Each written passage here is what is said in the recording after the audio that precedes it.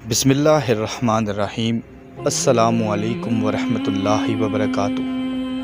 دوستو، اللہ تعالیٰ نے اس تمام تر دنیا کے نظام کو قائم کیا اور پھر بالآخر اپنے انبیاء کرام کو اس دنیا میں نازل کیا اور پھر ان پر الہامی صحیفوں اور الہامی کتابوں کے ذریعے سے انسانیت کو ہدایت دی۔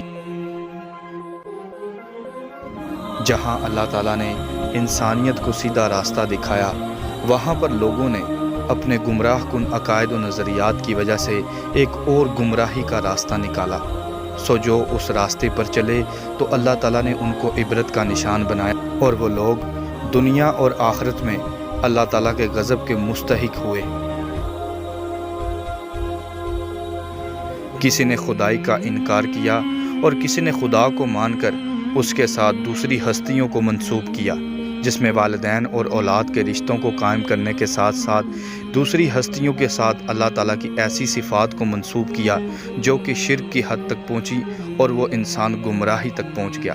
اور کسی نے اللہ تعالیٰ کی نعمتوں کے برعکس اپنے تمام تر نظام کو چلایا، جن میں ایک شداد بھی ہے جس نے اللہ تعالیٰ کی بنائی ہوئی جنت کے برعکس اپنی جنت کو بنا کر اس دنیا میں ایک نعمت کا انکار کیا اور دنیا اور آخرت میں اللہ تعالیٰ کے غضب کا مستحق ہوا۔ اسی طرح مزید مذہبی اور تاریخی واقعات کی تفصیلات کے لیے آپ ہمارے چینل ریسرچ ود عباس کو لائک، سبسکرائب اور آگے شیئر کر دیں۔ طوفان نوح کے کافی عرصے بعد یمن اور عمان کے درمیانی علاقوں میں قوم عاد آ کر بسی، جس پر حضرت ہود علیہ السلام کو بھیجا گیا، جنہوں نے 50 سال تک ان کو تبلیغ کی، لیکن قوم نے ان کی ایک نہ سنی۔ الٹا قوم ان کی جان کی دشمن بن گئی۔ اسی دور میں ایک شدید حکمران تھا جس کا آگے ایک بھائی شداد تھا، جو کہ قوم عاد کا حکمران بھی تھا۔ جسامت اور زور آور قوم تھی۔ کچھ روایتوں میں آتا ہے کہ ایک آدمی کا قد 20 گز کے قریب تھا۔ ایک بھاری پتھر کو جو عام انسان نہیں اٹھا سکتا تھا، قوم عاد کا ایک شخص ایک ہاتھ سے اٹھا کر دور پھینک دیتا۔ اسی طرح قوم عاد کا ایک شخص اپنے ہاتھ سے کھجور کے تنے کو بھی اکھاڑ لیتا۔ یہ قوم ستونوں پر محلات اور اسی طرح بڑی بڑی عمارتیں بنانے میں ماہر تھی۔ قرآن مجید میں بھی ان کا ذکر ملتا ہے کہ گو تم ایسی عمارتیں بناتے ہو کہ تم نے سدا اس دنیا میں ہی رہنا ہے۔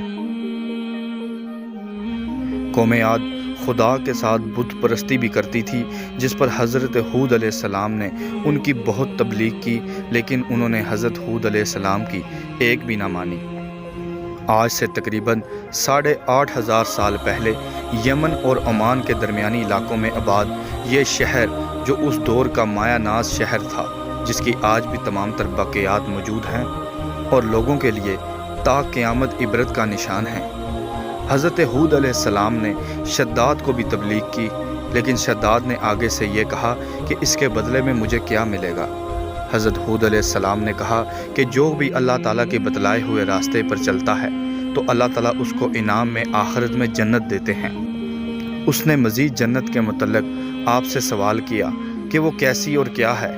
آپ نے فرمایا کہ اس میں دودھ اور شہد کی نہریں ہیں، سونے اور چاندی کے محلات ہیں، اور اسی طرح تمام تر نعمتیں بھی بتلائیں۔ شداد نے کہا یہ کون سا مشکل ہے، یہ تو میں بھی اس دنیا میں بنا سکتا ہوں۔ اس نے اپنے تمام تر غلاموں کو اس جنت بنانے کے اوپر لگا دیا۔ بعض روایات کے مطابق شداد کو بچپن میں ہی اللہ تعالیٰ نے ایسی صلاحیت دی تھی کہ وہ اپنی آنکھوں سے زمین دوست تمام تر خزانوں کو ڈھونڈ نکالتا، جس کی وجہ سے اس نے دنیا میں اتنا زیادہ سونا اکٹھا کیا کہ اس نے اسی سے ہی جنت کو بنایا۔ اسی طرح کتاب موت کا منظر میں بھی ہمیں یہ ذکر ملتا ہے کہ ایک مقام پر فرشتے ایک بہت بڑے ظالم کی روح کو قبض کر کے لے جا رہے ہوتے ہیں۔ راستے میں انہیں اور فرشتے ملتے ہیں تو ان سے پوچھتے ہیں کہ آپ کہاں سے آ رہے ہیں۔ وہ کہتے ہیں کہ ہم ابھی ایک بہت بڑے ظالم کی روح کو قبض کر کے آ رہے ہیں۔ دوسرے فرشتے ان سے پوچھتے ہیں کہ آپ لوگوں کی روحوں کو قبض کرتے ہو، والدین کو اولاد سے جدا کرتے ہو، بہن بھائیوں کو آپس میں جدا کرتے ہو، تو کبھی آپ کو ترس بھی کسی پر آیا ہے؟ فرشتوں نے کہا کہ ہمیں ایک دفعہ حکم ہوا کہ ایک جہاز جو سمندر میں ڈوبا، جس سے ایک عورت اور ایک نومولود بچہ ہی بچا، ہمیں حکم ہوا کہ اس عورت کی روح کو قبض کر دیا جائے۔ ایک ویران سمندر میں اس کشتی میں ایک عورت اور اس کا چھوٹا بچہ تھا۔ جب ہم نے اس کی روح کو قبض کیا تو ہمیں ترس آیا کہ اس بچے کا کیا ہوگا، اور ایک اس شخص پر ترس آیا جس نے 12 سال لگا کر اللہ تعالیٰ کی نعمت کے برعکس جنت کو بنایا، لیکن جب اس میں جانے لگا تو اللہ تعالیٰ کی طرف سے ہمیں حکم ہوا کہ اس کی روح کو قبض کر لیا جائے۔ سو ہمیں ان دونوں حالتوں میں ترس آیا، ایک اس نومولود بچے پر اور ایک اس شخص پر جس نے 12 سال لگا کر جنت بنائی لیکن اس میں قدم نہ رکھ سکا۔ دوسرے فرشتوں نے کہا کہ یہ ظالم شخص وہی بچہ ہے جس کی روح والدہ کی قبض کرنے کے لیے تمہیں حکم دیا گیا تھا، اور پھر بعد میں ایک قافلے نے اس بچے کو اس کشتی میں سے اٹھا کر پالا پوسا جو کہ بڑا ہو کر یہ ظالم شخص بن گیا۔ اس بات پر روح قبض کرنے والے فرشتوں نے کہا کہ بے شک اللہ تعالیٰ ہی تمام تر قدرت رکھتا ہے اور بہتر نظام کو چلانے والا ہے۔ سو دوستو، شداد نے تقریباً 12 سال لگا کر اس جنت کو تعمیر کروایا، اس میں سونے اور چاندی کے مکانات بنائے، دودھ اور شہد کی نہروں کو بھی جاری کیا، لیکن جب اس کا دورہ کرنے کے لیے آیا تو جیسے ہی اس نے اس کے اندر قدم رکھنا چاہا تو اللہ تعالیٰ نے اس کی روح قبض کرنے کا حکم دے دیا۔ ہر دور میں جس نے بھی اللہ تعالیٰ سے مقابلہ کرنے کی کوشش کی، جبکہ کوئی بھی اللہ تعالیٰ کا مقابلہ نہیں کر سکتا، اور اسی طرح جس نے بھی اللہ تعالیٰ کے بتلائے ہوئے راستے کے برعکس کوئی راستہ نکالا سو وہ اللہ تعالیٰ کے غضب کا مستحق ٹھہرایا، اور اللہ تعالیٰ کے عذاب کا بھی، جو دنیا اور آخرت دونوں میں اس کو ملے گا۔ اللہ تعالیٰ سے دعا ہے کہ ہمیں اس راستے پر چلنے کی توفیق عطا کرے جس کو اس نے اپنے انبیاء کرام اور ان پر الہامی صحیفوں اور کتابوں کے ذریعے سے اس انسانیت کو بتلایا۔ اللہ تعالیٰ سے دعا ہے کہ وہ ہمیں اپنے دین کو سمجھنے، اس پر عمل کرنے اور دوسروں تک پہنچانے اور ایسے تمام تر کاموں سے دور رکھے جس سے ہم اللہ تعالیٰ کے غضب کے مستحق ہوں۔